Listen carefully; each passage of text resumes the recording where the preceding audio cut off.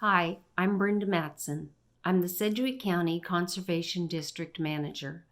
Please join me as I demonstrate how to collect soils and use them to make soil paints.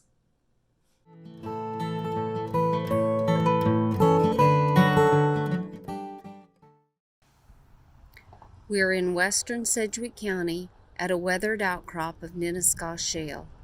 Always make sure you have permission to collect soil. We have collected about 1/3 quart jar of soil.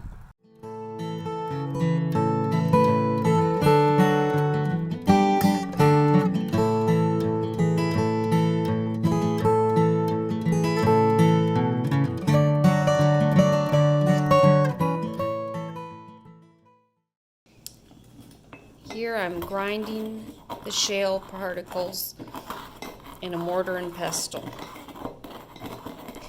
When they're ground, then they will go into another container where we will use water to separate out the clay-sized particles.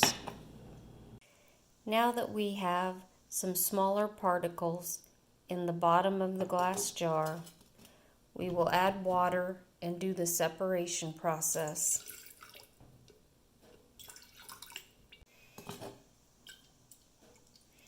We'll mix it up and we'll let it set for a couple of minutes and then pour the top part off.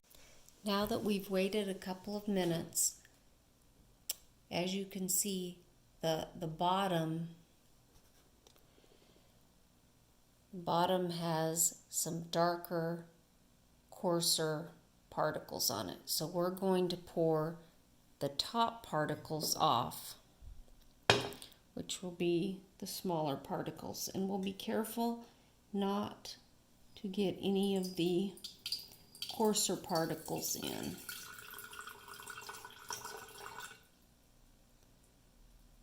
We'll wait another couple of minutes and then we'll look at the liquid that we poured off.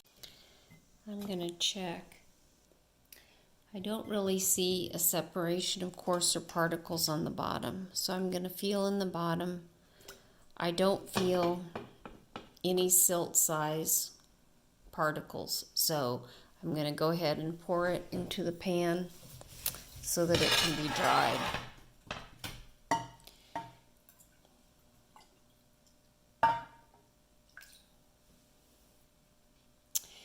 I don't think we have enough, so I'm going to make some more to add to what we're going to dry in the pan.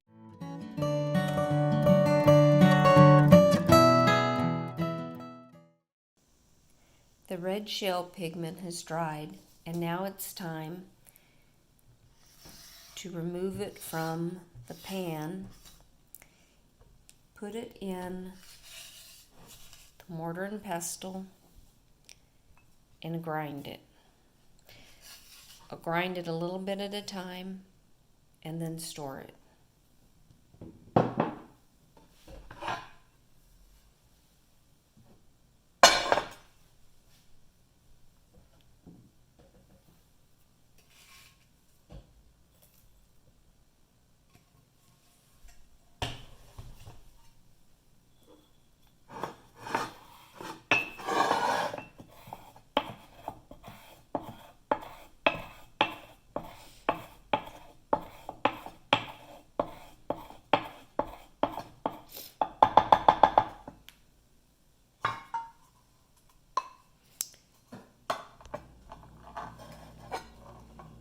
And then we'll store it in a container and label it.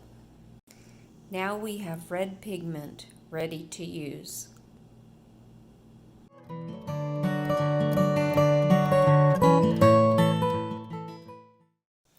I will show you how to make soil pigment watercolor. First, you need to gather your supplies. You will need a marble or glass slab, or in my case, I'm using a glass cutting board. You will also need a palette knife or pie server. And I'm also using this silicone scraper. You'll need a molar or glass bud vase, which is what I'm using. You'll need some sort of container to store the paint. For the watercolor media, you will need gum Arabic powder,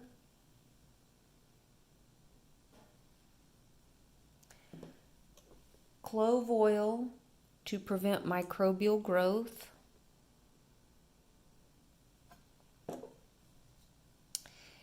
a glass mason jar to store the watercolor media, some honey, and some sort of measuring. This is a 1/4 cup measure, or you could use tablespoon measures.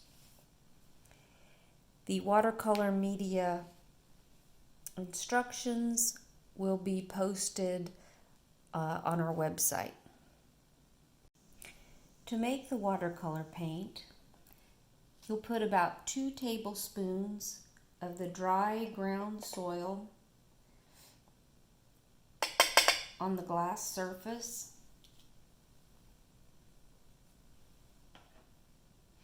We're going to put a little well in the top of it.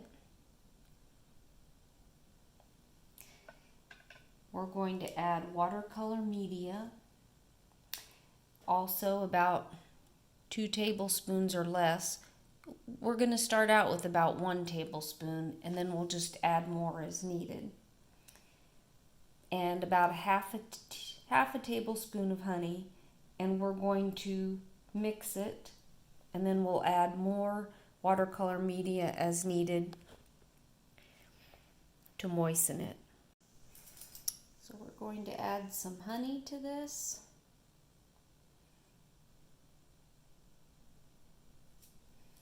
I think that'll be sufficient. Now we'll start mixing it.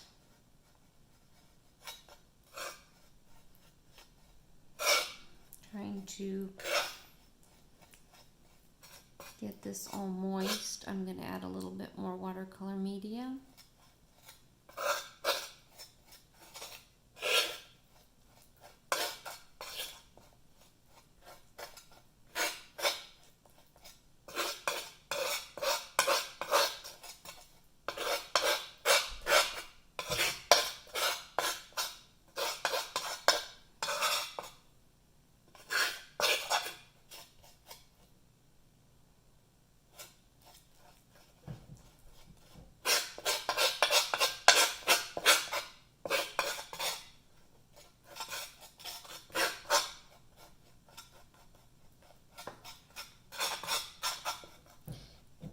Ready to start mulling.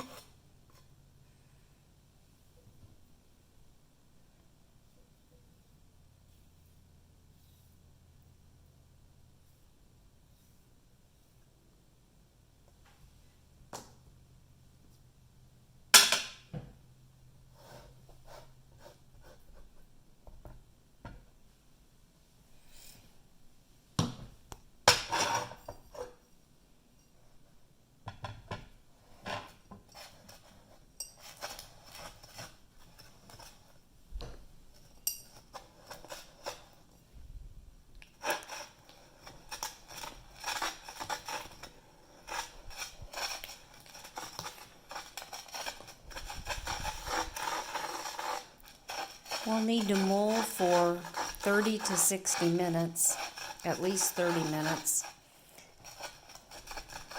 So I'm going to stop the video and mull for a while, and then I'll show you what it looks like. I'm about 5 minutes into the mulling. You just keep moving the clay material inside to the middle, and then keep working it around in circles and patterns to get it completely mixed.